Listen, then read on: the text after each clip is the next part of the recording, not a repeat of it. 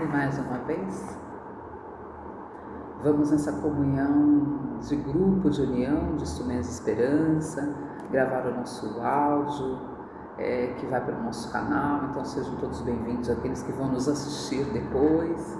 Agradecendo já em especial nosso companheiro, nosso irmão Sérgio Magre, que está se restabelecendo. Estamos fazendo as nossas vibrações, as nossas orações, para que logo ele esteja conosco, para que possamos compartilhar as nossas músicas, a nossa alegria em estar junto.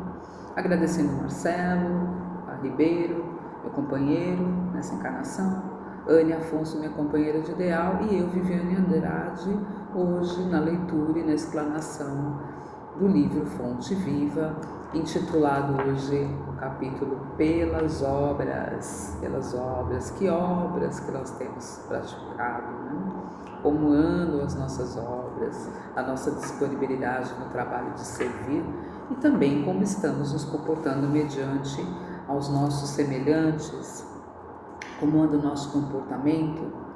E ele diz aqui: e o que tenhais em grande estima e amor por causa da sua obra. Paulo, 1 Tessalonicenses 5,13. Essa passagem na primeira epístola é singularmente expressiva para a nossa luta cotidiana. Todos experimentamos a tendência de consagrar a maior estima apenas aqueles que leiam a vida em plena pela cartilha dos nossos pontos de vista. Nosso devotamento é sempre caloroso para quantos nos exposem ao modo de ver, os hábitos enraizados, os princípios sociais. Todavia, nem sempre nossas interpretações são as melhores, nossos costumes os mais nobres e as nossas diretrizes mais elogiáveis. Daí procede o impositivo da desintegração da concha do nosso egoísmo, para dedicarmos a nossa amizade e respeito aos companheiros, não pela servidão afetiva com que se liguem ao nosso roteiro pessoal, mas pela fidelidade com que se norteiam em favor do bem comum.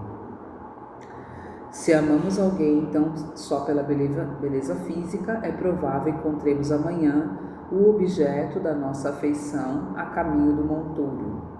Se estimamos em algum amigo apenas a oratória brilhante, é possível que esteja ele em aflitiva mudez dentro em breve.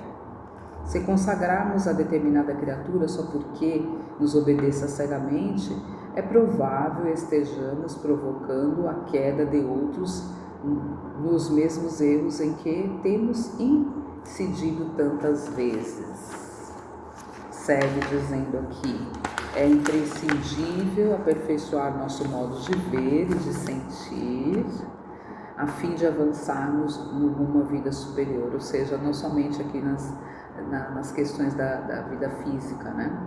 Busquemos as criaturas acima de tudo pelas obras, com que beneficia o tempo e o espaço em que nos movimentamos, porque um dia compreenderemos que o melhor raramente é aquele que concorda conosco, mas a vida é sempre aquele que concorda com o Senhor, colaborando com Ele na maioria da vida dentro e fora de nós. É uma lição bem interessante que nos faz buscar essa coligação de pensamentos, né? Porque o pensamento, com certeza, a gente se une com aquele que tem afinidade conosco, os nossos pensamentos, ficamos alegres, festivos, quando nós encontramos as pessoas que têm a tendência a nos estimar, a nos compreender, a caminhar conosco, fazendo assim tudo aquilo que é acessível a nossa maneira, o nosso método de ser. Mas ele diz aqui,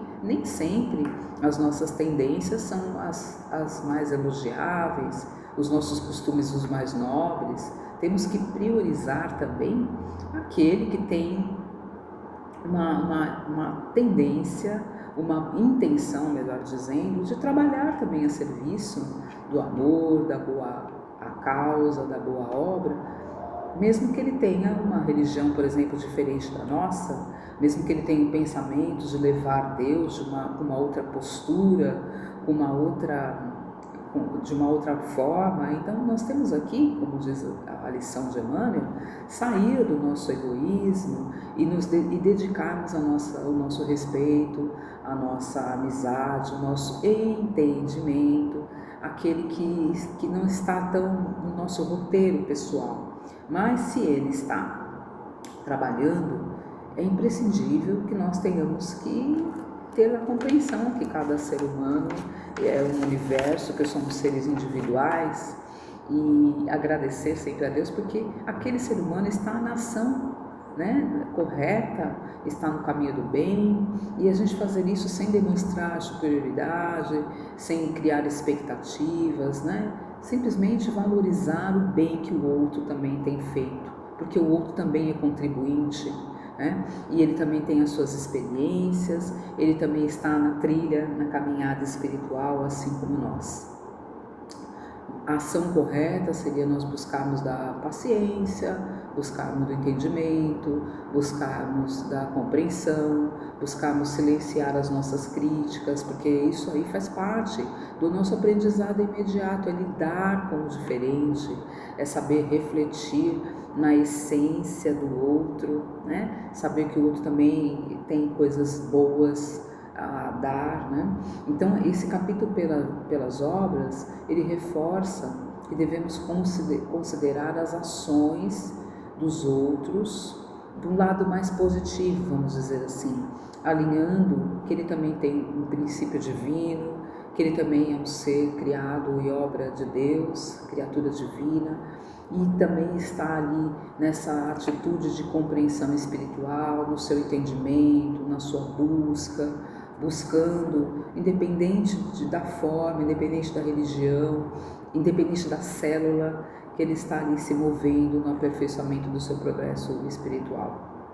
Então cabe a nós, como diz a lição aqui, que tenhamos grande estima pelo outro. E como ele fala aqui, né, ele faz assim, não só pela beleza física, não só porque nós temos aquela criatura que às vezes caminha lado a lado, fazendo as mesmas atividades, os mesmos propósitos, né, porque aquela pessoa tem aquela mesma maneira de ser, de agir, de sentir como nós, né, que temos assim a afinidade de caminhar junto, que elas não são obras, criaturas de Deus, com esse propósito e com o caminho como objetivo nessa encarnação, pelas obras que elas têm participado juntamente aos ensinamentos de Jesus. E também, distanciando um pouco mais, quando aquele também que não encontrou o caminho, nós temos que levar para ele sim a caridade, a nossa oração, e não o nosso julgamento, né? Que tenhamos estima e amor pela causa do outro e pelas obras, sem condenar, sem julgar, sem questionar, né? Ajudando uns aos outros, como é o exemplo da fraternidade que Jesus nos evidencia. Que possamos então, unidos neste grande ensinamento, vibrar para que Jesus nos abençoe os nossos propósitos, abençoe o Grupo Instrumentos da Esperança, abençoe essa união que nessa encarnação se fortaleceu, que possamos estar juntos novamente no próximo encontro. Graças a Deus, graças a Jesus. Até a próxima.